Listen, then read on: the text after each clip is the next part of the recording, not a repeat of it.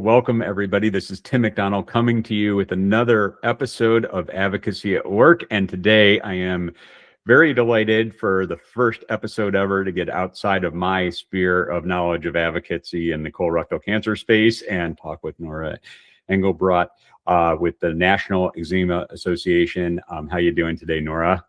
I'm doing well. Thanks, Tim. Great to be here.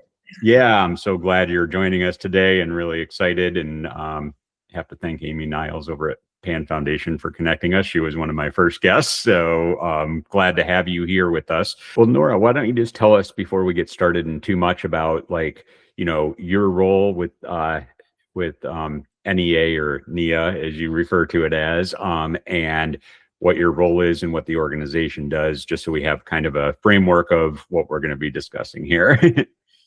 Yeah, absolutely. So the National Eczema Association is a patient advocacy organization that represents the 31 million Americans with some form of eczema, which was a pretty startling number to me when I started. That's close to 10% of Americans have eczema or will have it at some point in their lives.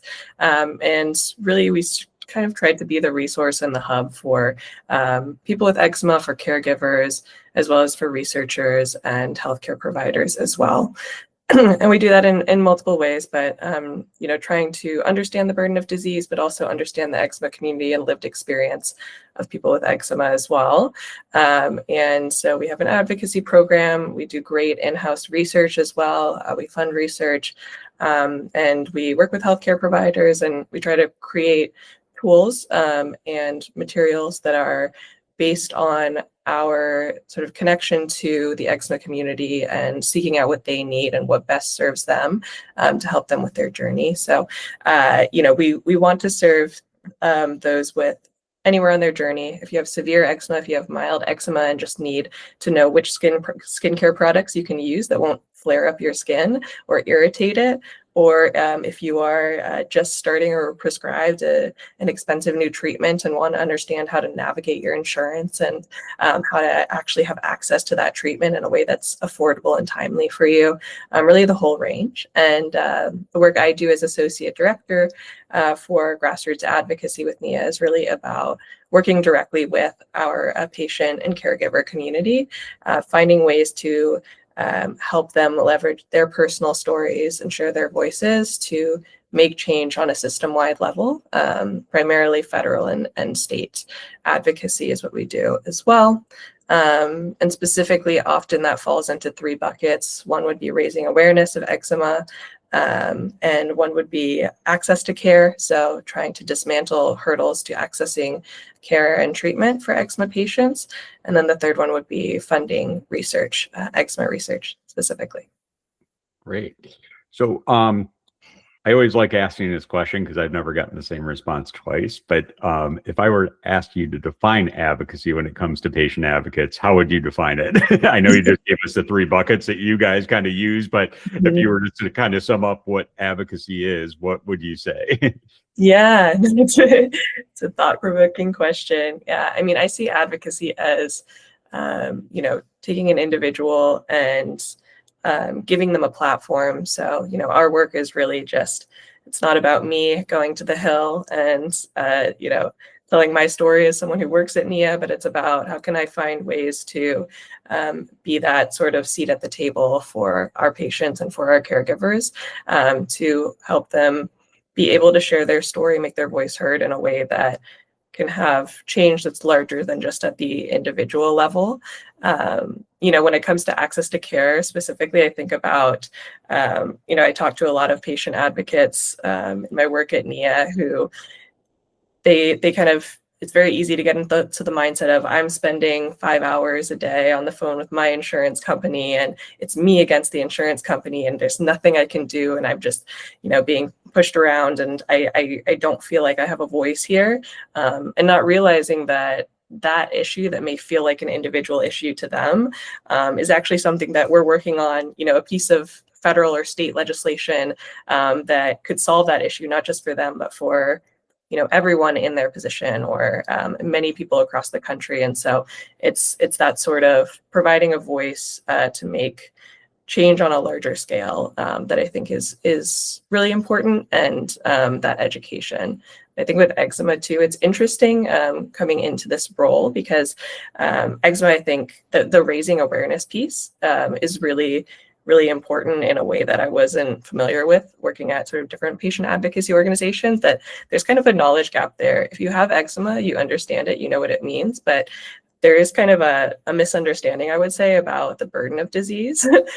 So there are a lot of people who may just assume that eczema is mild. We say that, we have a campaign called More Than Just a Rash, that it's just a rash, that it'll go away, that it's a very temporary thing, that it doesn't have lasting impacts. They don't understand, the patients I work with who have sleepless nights because their itching won't stop all night, or they have to, stay in the bathtub because it's the only place they get relief, or the impact on their mental health, or for kids, being on the playground and other kids thinking that they're infectious, or that, they don't want to touch them. And, these sort of multi-level impacts that eczema can have. I think that's advocacy is really important for that, because it's about sort of amplifying that voice and being able to share, sharing lived experiences is the best way that we have to kind of help people understand who aren't directly impacted.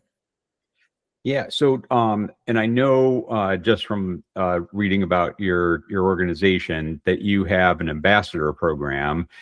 So, how do these ambassadors in that program help, advocates drive your mission forward with everything that you just said, what your missions were? How do the advocates kind of fit into this and help you do that? Yeah, absolutely. I think our ambassadors program is pretty unique from what I've seen of other patient advocacy organizations, in that it encompasses not just advocacy and advocacy activations, or what we call them, but we have 3 different tracks that kind of work simultaneously and are available to our ambassadors. So it started in 2020, so just a few years ago, and it was started, I would say, in response to looking at the work that patients who interacted with NIA and caregivers were already doing in their communities. So maybe they were tabling at local community fairs with resources about if you're newly diagnosed with eczema, here's what you need to know. Or they were doing work in their school systems or with school nurses, all of these sort of outreach activities that were happening. We wanted to see how we could make those more accessible to a larger number of people and be that sort of partner to provide those resources and expand those efforts. So we have 3 tracks. Advocacy is, of course, one. Community engagement, so things like sort of tabling, getting out in the community, is another. And then research is the 3rd one. And I think research is a really unique ambassador track because we want to empower ambassadors, patients to really take charge of their research. I mean, as a patient advocate, I always say, like, you have to become an expert overnight in whatever your illness is, whatever your condition is. You also, I always like to say, have to become an expert in advocacy, whether or not you're participating in a formal advocacy program. You have to advocate with your doctors, with your insurance company, with your employer. So taking those skills and trying to translate them to how do you deliver this message to lawmakers, for example, or other stakeholders, I think is important. So the research angle of our ambassadors program, I think, is great because we have a research journal club every month where whether or not sometimes we have medical students who are patients who are ambassadors, and sometimes we have people who are, totally unconnected to the medical or science research world, but are personally impacted. They learn how to kind of look at new eczema research, break it down and present it to that group of their fellow ambassadors, and they just have open conversations about it, what it could mean. Eczema research is a pretty rapidly changing field right now. There's been a lot of new treatment options on the market within the past 5 to 10 years. And so I think that, being able to equip ambassadors with that research knowledge, I think also helps with the advocacy work as well, and understanding why we're asking for research funding and how to make the case for it. And then, they all kind of, I would like to think, work in harmony together, is that research community engagement and advocacy as well. But really, I would say our ambassadors they're volunteers, but they're also experts in their own lived experience. And they're really our go-to advocates to bring to the Hill, to provide testimony, to talk with media as needed, and we try to equip them with the training and the staff assistance to make that happen. Yeah, I'm actually a research advocate as well in the colorectal cancer space. So I'm just curious, because the way you defined it is like they do talk with like other doctors and everything else. And I know you mentioned that you guys fund some research. So the research that you fund, are some of those research advocates actually like part of the trials and everything that are going on? So like I know I'm part of PCORI too, so which is the Standard Outcome Research Institute, for those that don't know. But I'm just kind of curious, because I know one of their components is if you get funding from them, you need to involve the patients in the research. And so I'm just kind of curious if NIA does the same thing when you guys fund research. Yeah, absolutely. I think research we fund, certainly part of PCORI as well, but also research that we do in-house has a real emphasis on lived experience, like real world data. So that is very much a part of our ambassadors program, but also just general engagement with the community. So and it's great. I think patient centricity is a fun buzzword to throw around, but it's different to walk the walk that you're talking. And I'm sure patient advocates can absolutely tell the difference. And so I think that is something that NIA takes very seriously. So when it comes to our advocacy program and our policy priorities, they're absolutely informed and selected by what we hear from the community. And I think that research partnership is a big part of that. So, for example, we recently just did a new 2025 version of a 2021 study or survey that we had done on access to prescription treatments for eczema patients data. So, like I mentioned, the landscape, if you're familiar, or if you're an eczema patient out there, that even 10 years, 15 years ago, your treatment options were very limited. Topical steroid creams and moisturizers were really the extent of the options on the market. And I think our first biologic treatment was introduced around 2017. So since then, the field has really expanded. There are a lot of great new treatments, but that also means a lot more utilization management, or a lot more, hurdles being placed in accessing care. So that treatment might be the perfect one for you, but it might be too expensive or not covered by your insurance, or you might not be able to find a specialist that can get you in order to prescribe it. A lot of different hurdles there. So being able to survey our community, our patient community, and understand on a more granular, detailed level what those issues are, I think has been really helpful to us. And especially as a smaller program, our advocacy staff is 1 to 2 depending. So we really need to make sure that we are spending our limited bandwidth on areas that are the most high impact and hard hitting for our patients. So I think that the research is really helpful for that. Yeah. And I'm just kind of curious, was the advocacy program part of NIA since the beginning, and how has it evolved over the years? Yeah, absolutely. I think that the advocacy program we've always been a patient advocacy organization, but the formal advocacy program we have started in earnest with the creation of our ambassadors program. I started at NIA a little under 3 years ago. And when I started, there was the ambassadors program, but there wasn't a digital grassroots advocacy program or platform, or at least there was the very beginnings of one. And then I was able to kind of take that and run with it.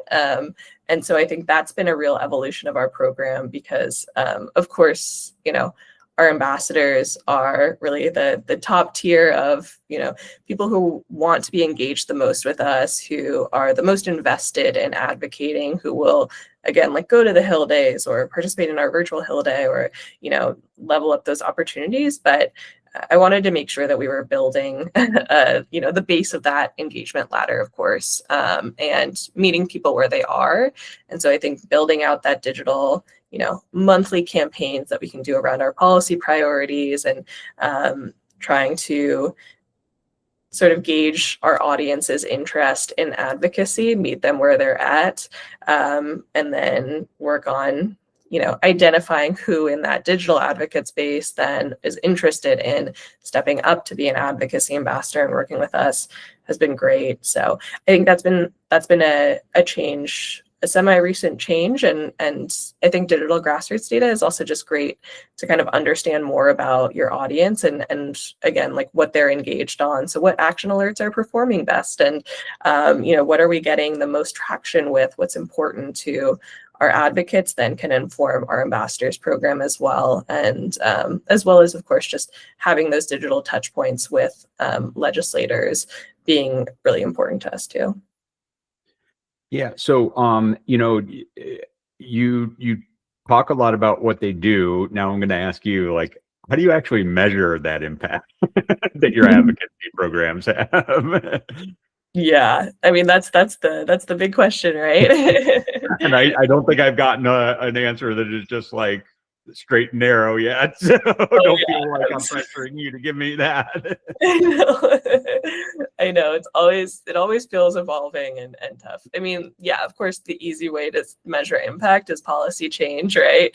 And so we definitely have policy change that we can point to, and places where we can identify that our education has worked. I would say one example of that for NIA has been, if you're familiar with the peer-reviewed medical research program, it's housed within DoD. That's a program where Congress has to write a list of conditions that are included or eligible for that bucket of really great, high impact, high risk, but high reward research funding every year. But you have to show a military and service connection.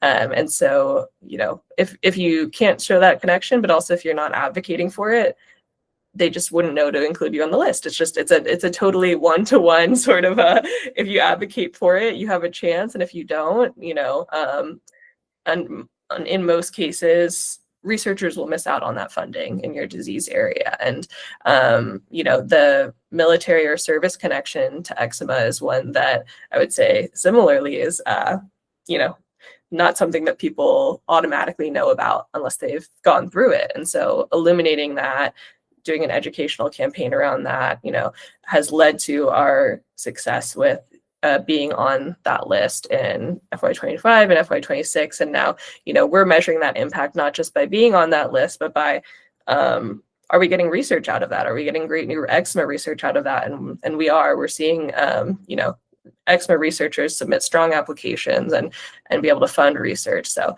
following the impact down, I think, is something that, that's an ideal case, but in other situations, Congress is a marathon, not a sprint. And so I think that, we can point out to impact or victories like that, but then we can also look at redefining what impact is or what wins are for our patients as well. So whether that's building eczema champions on the Hill, our advocates, creating strong relationships with their legislators' offices or staffers through continued contact with them and meetings with them. I also, removing policy entirely, I like to think about advocacy as a great vehicle for deepening engagement with an organization as well. So are you, does this advocate feel more empowered or more like their voice is heard? And does it lead to them participating in research or clinical trials or, other engagements with the organization that help us deepen our work too? So I think it has to be on multiple levels just because it feels sometimes harder to achieve in recent times. And, I always am trying to understand and engage with, how do I keep patient advocates motivated while also understanding that, reintroducing the same legislation and inching closer to passage every session can be a frustrating experience and can be something that feels harder to measure impact. So yeah, not the most straightforward answer, but it's kind of well, I think, and I look at it because I've been on the Hill for this will be my 5th time coming up in March. And a lot of the legislative especially on the national level takes at least 5 years, probably more like 10 years to actually see an impact and change happen. So I liked how you were talking about some of the other ways that you can kind of measure it a little bit more on a monthly or quarterly basis, without having to wait for those major impact wins, on the federal level that take years and years to happen. Yeah. And I know that actually like keeping people motivated, because we've had the same ass since I started. Yeah, nothing's changed yet, really. So, but just like for colorectal cancer, the screening age going from 50 to 45 took 10 years to happen, and probably about 50 different organizations coming together to make it happen. So it's not an easy thing to do, but it is achievable. But persistence, I think, is a key word there. Persistence is a key word, absolutely. Especially, the life cycle of Congress and, hitting that sort of lame duck session, hoping that things will kind of finally pull through. And then if they don't, then, we're back to needing to reintroduce these bills and sort of, I think that too is an educational piece where, I've had advocates say, all of that was for nothing. We have to start again from scratch. And I say, no, the momentum that you built is still there. Those relationships that you built are still there. We're not starting from scratch, but we do have to reintroduce these. And that 5 to 10 years and feels more like 10 years recently is the real deal. So yeah. Yeah. Well, let's take a break from the serious advocacy questions and get to know you a little bit better. I just have a series of a few questions that have nothing to do with what you do for work. So don't put too much thought into them. Just give me the first thing that comes off your top of your head. So if you're ready, I'm ready with the first one. So sounds good. What's your favorite color? Ooh, my favorite color is orange. All right. One of my high school colors. What is your favorite band or musician? Ooh, band or musician. I love an indie folk artist called Sufjan Stevens. I'm not sure if you are familiar, but he's really great. I am not, but I am going to definitely check it out after this. So. Yeah. He does state-based albums. So he has one about Illinois and one about Michigan, and they're very beautiful. Have some interesting facts about state history as well, which is fun. Oh, very cool. I'm definitely curious about that now. So, and what is one place that you've always wanted to visit but haven't yet? Ooh, that's a good question. Let's see. I think I would say, I've had a couple friends recently visit Portugal, and it sounds beautiful. I'm a big ocean and beach person, and I also have gotten into tinned fish recently, and I've heard that it's good over there, that the food is great. So that's definitely one on my list that I would love to make it over there at some point. Yeah. Oh, interesting. Yeah, my wife and I are thinking about, we already have a European trip planned. We just haven't decided where we're going outside of London yet. So, but Lisbon is definitely one of the places that we were thinking about. So, Looks beautiful. And what is one thing that most people don't know about you?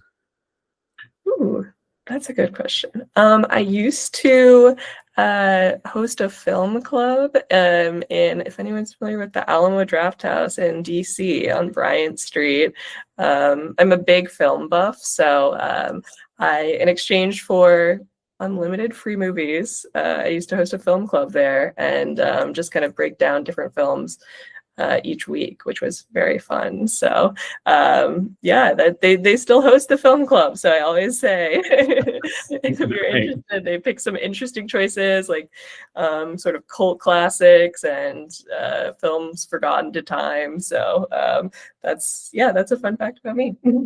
I love it. I love it. So just to close up here, you know, and it's kind of it's a big question, because what is one big thing, if resources were no issue at all, that you would like to do to expand your advocacy program?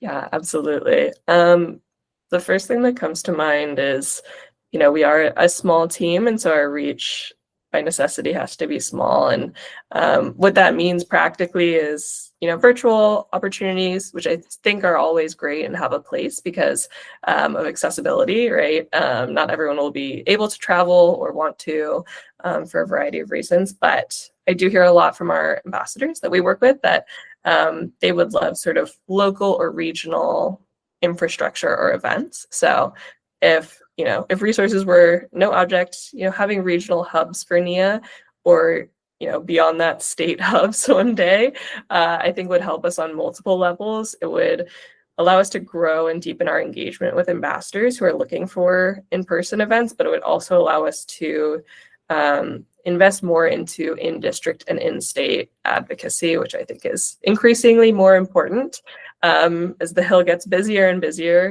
Relying on local and district offices, building relationships with those offices, I think can be strategically very important over time to getting things done. And it's hard to coordinate from just from where I sit versus being able to have state advocacy days as well for state legislatures and really build out those programs. I think would be really useful to our end goals with policy, but also to the interests of our ambassadors and what kind of brings them to NIA and gets them excited. So. Well, thank you so much. I really appreciate this, Nora. Just before we go and sign off, how can people find out more about NIA and get in touch with you if they're interested in learning more about your ambassador program? Yeah, absolutely. So you can find out more about our ambassador program on ambassadors.nationaleczema.org.